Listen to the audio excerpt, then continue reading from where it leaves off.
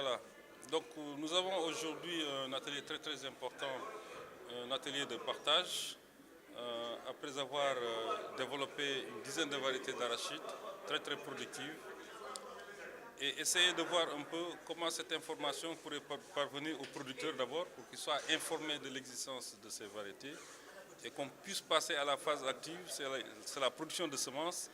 pour que ces variétés puissent déjà commencer à être diffusées dans le milieu. Donc l'atelier est très important. Comme vous le savez, le Sénégal est un pays producteur d'arachides. On était rangé presque deuxième au mondial, ne serait-ce que dans les années 60. Et comme vous le savez, avec la sécheresse, avec les changements climatiques en son temps, nous avons perdu un peu ce rang de grands producteurs d'arachides au des autres pays qui sont devenus maintenant les plus grands, notamment l'Argentine. Si vous allez en Amérique du Sud, maintenant c'est de grands producteurs d'arachides. Je pense que ces nouvelles variétés dans la tendance actuelle devraient nous permettre de consolider, en cas de revenir vers ces niveaux de production et de répondre un peu à la demande qui est une demande aussi bien nationale qu'une demande internationale. Donc nous avons homologué depuis l'année dernière 7 variétés sur 10. Il y a 10 variétés qui vont être homologuées en 2017 si on compte les 3 qui vont gagner un peu ce groupe. Nous aurons 10 variétés homologuées au Sénégal. Et c'est très important parce que ces 10 variétés sont des variétés qui ont été conçues dans un contexte spécifique, qui est un contexte de changement climatique. Nous le vivons actuellement, les changements climatiques. Vous avez vu la diminution de la pluviométrie, le raccourcissement de l'hivernage. Donc les variétés qui ont été développées, dans la plupart du temps, répondent à ces questions de changement climatique. C'est des variétés de 90 jours, plus souvent. C'est des variétés de 90 jours et des variétés qui vont s'intégrer dans les zones pluviométriques importantes, notamment la zone sud, pour remplacer une ancienne variété qu'on appelle la 6901, qui avait été créée par l'ISRA dans les années vraiment 50, ça fait assez longtemps. Mais c'était une variété qui était créée pour une diffusion, non pas au niveau du Sénégal, mais dans la sous-région. C'est-à-dire les variétés qui étaient développées au Sénégal profitaient à toute la sous-région. Parce que comme vous le savez, le Centre national de recherche agronomique de Bambey, ce qu'on appelle la Mecque de la recherche,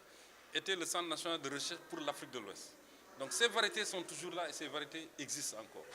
Mais comme ces variétés, avec le temps aussi, elles vieillissent, c'est normal, elles perdent un peu ce qu'on appelle sur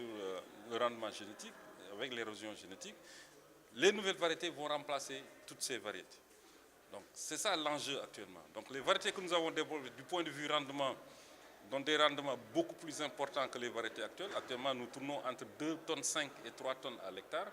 Et en plus de ça, ce n'est pas uniquement pour les graines, mais aussi pour la fan d'arachide. Nous avons des variétés qui donnent 4 tonnes par hectare de fan d'arachide. Donc vous voyez un peu l'enjeu qu'il y a autour de la diffusion rapide de ces variétés pour déjà stabiliser la production nationale. Parce que vous savez que dans le cadre du plan Sénégal émergent, donc le volet agriculture, c'est le PRACAS. Et le PRACAS mise beaucoup sur tout ce qui est maîtrise des filières de production. Comment faire en sorte pour avoir qu'on ait une agriculture compétitive, durable, en tout cas qui permette d'atteindre les niveaux d'autosuffisance dont on parle. Et la restructuration de la filière arachide est en bonne place dans le plan Sénégal émergent, en tout cas dans ce volet agricole, et les variétés vont jouer un rôle très important. Parce que comme vous le savez, nous avons un tissu important d'industriels au Sénégal, notamment la Sonacos, il y a maintenant Copéol, il y a beaucoup d'autres qui sont là, de petites et moyennes. Et donc il faut augmenter les niveaux de production pour qu'on puisse satisfaire les besoins au niveau de ces industries. Donc les variétés actuelles, une fois maîtrisées par les producteurs, devraient nous permettre d'atteindre ces niveaux de production, de dépasser les... Pourquoi ne pas aller vers 2 millions de tonnes? On peut arriver à 1 500 000 tonnes et que si on maîtrise les itinéraires techniques de production, on maîtrise quelque part la gestion de l'eau pour qu'on gère l'eau de manière optimale, je pense qu'on peut arriver même à des records qu'on n'a jamais pensé atteindre au Sénégal. Et c'est ça l'enjeu de ces variétés. Donc nous espérons, avec cet atelier de ce matin, que l'information va passer. Et avec nos partenaires techniques, en tout cas qui nous ont accompagnés jusqu'à présent dans le cadre du WAP, vont encore nous appuyer pour qu'on puisse diffuser ces variétés dans le cadre de ce réseau que nous avons au Sénégal et qui est alimenté par le WAP, notamment un financement entre le gouvernement du Sénégal et la Banque mondiale qui permet de booster la productivité à travers l'appropriation des innovations technologiques qui sont mises au point par la recherche. Et je pense que si on le fait, aider au processus de production de semences pré-base que nous allons démarrer, que nous avons un peu démarré, mais qu'il faut démarrer en 2017. Je pense que dès 2018, on va surclasser des quantités de variétés et des niveaux pour permettre aux producteurs d'accéder le plus rapidement possible à ces variétés pour qu'on puisse véritablement mettre l'arachide sur l'envol. Parce que comme vous le savez, au niveau international, l'arachide du Sénégal est très prisé. Vous allez en Chine, le Sénégal est le premier pays exportateur d'arachide en Chine.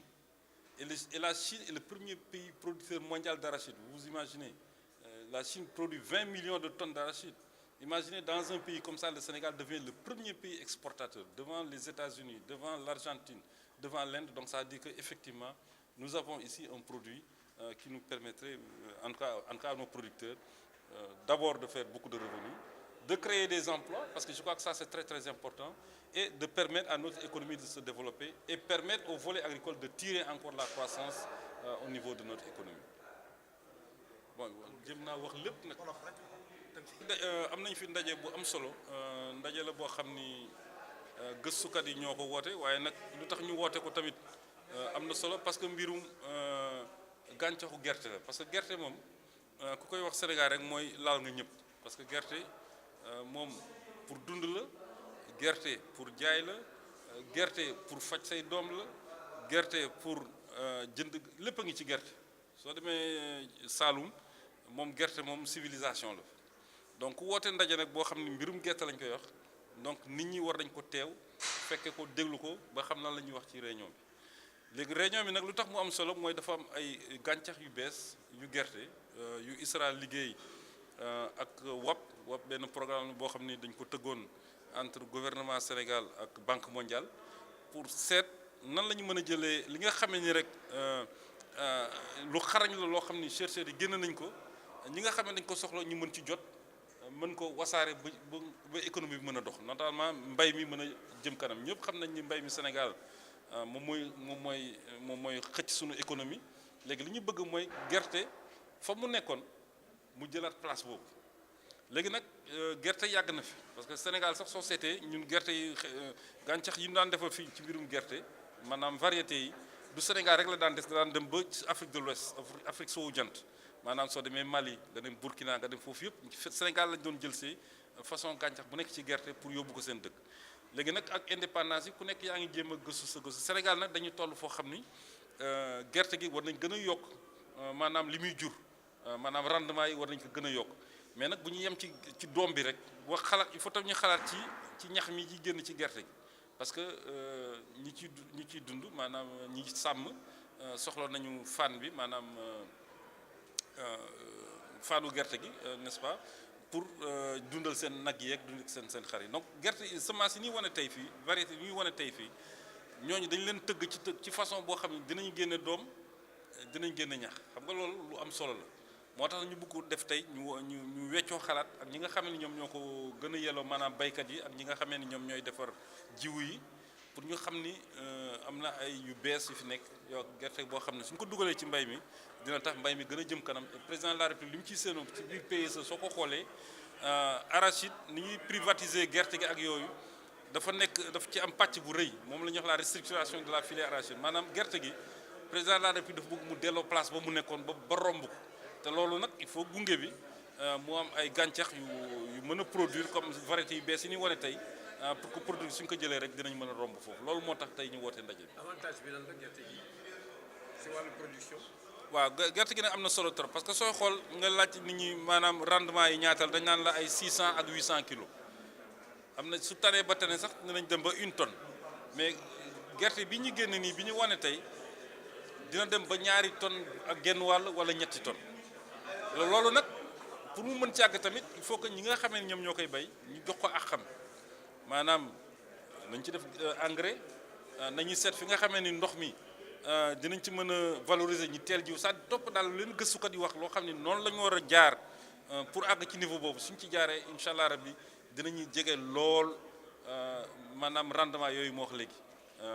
2 tonnes ne serait-ce que 2 tonnes dinañ ko am te loolu nag suñ ko defee koo ko defee wane ni gerte gi dootuñu waxati rek à 1 million de tonnes donc léegi dinañ commencé di wax 1 million 600 000 tonnes ba pourquoi pas sax jox 2 millions de tonnes te kooku mën nañ ko su fekkee effectivement dinañ gunge producteurs yi ba nga xam ne dinañu jot ci variété te loolu nag dafa laaj ñu defar ay jiwu yu bare te dañ ko commencé at mi donc li ñuy ñaan rek mooy ministère de l'agriculture en tout cas mi ngi ciy yëngatu suñu partenaire technique financier tamit il faut ñu yëngatu ci pour que lu gaaw parce que ñu mën a gaawal mbir mi mooy produire semence bu mën ko jox producteurs yi te loolu nag dafa laaj rek peut-être ay financement yoo xam ni dinañ ko soxla pour mën a def liggéey boobu. kon su ma la déggee tey da ngeen di lancer ay filières yu bees. loolu du filière yu bees parce que filière gerte la. variété yu bees waaw variété yu bees la. ngeen di lancer tey. waaw moom en fait homologué nañ leen ba pare mais xam nga homologation c'est technique maanaam chercheurs yi ñooy liggéey ak seen partenaires producteurs yi ba ñu àgg ba li ñu tëgg ñu def ko ci benn këyit bu leer ñu ñëw présenter ko ci benn commission bu ñuy wax commission nationale de concertation sur les plans semences et plants ba ñooñu d'accord ci mais c'est-à-dire que ñëpp yëguñu ko xam nga yéen yëgu leen ko léegi nag li ñuy def nag mooy ñi nga xam ne ñoo yelloo loolu te nga xam am nañ ci bokkoon ci bañ koy tëgg léegi nag yëpp nag ñëpp yëg léegi loolu moo tax jiw yu bees yi en tout cas variété yu bees yi ñu tey ñu commencé ko wasaare te tamit compté nañ bu baax ci yéen tamit ngeen mën a yaatal mbir mi ba ngeen xam ne lu ñu fi génne ci kàddu mu mën a àgg ci nopp ñoo xam ni mënuñuy fekke tey ndaje bi mais tamit li ñu fi wax dina leen intéressé. baykat yi kañ ngeen koy mën jot. baykat yi bu mu laa wax léegi li ñuy def xam nga soo génnee jiwu bu bees rek disons variété bu bees il faut ñu commencer génne jiwu yi dafa am jiwu nag yu am solo yu ñuy tuddee pré-base loolu mooy garantir qualité bi su ngeen dégg ñu ne ISRA mooy def pré-base maanaam ñetti at lay am ci ISRA génn ko après nit ñi commencé di ko ful danañ ko ful yeneen ñetti at wala ñuy wax semence certifiée léegi nag tant que ISRA génnewul loolu ñoom duñu mën a ful pour àgg certifié nga xam ne dañuy wax toujours chaque semence certifiée semence certifiée dafa am fu mu jóge foofu muy jóge nag ñun foofu la ñu toll fi nga xam ne ISRA war na ci en tout cas produire lu doy pour mën ko jox ñooñu nga xam ne ñooy ful gerte ñu ngi privé yi ñu ngi ci salle bi sax am na ñu bari ñu nekk ci biir salle bi rek ñoom te ñu mën a démarrer seen liggéey kon nag defe naa ne fekk benn at ñaari at ñun dinañ def suñu kéemtalaay kattan ba nga xam ne dinañ dépasser niveau production ñoom li ñu soxla ba nga xamee ne am na étape yoo xam ne sax mën nañ leen tëb pour mbir mi gën a gaaw parce que ñun li ñuy bëgg rek mooy mu gën a gaaw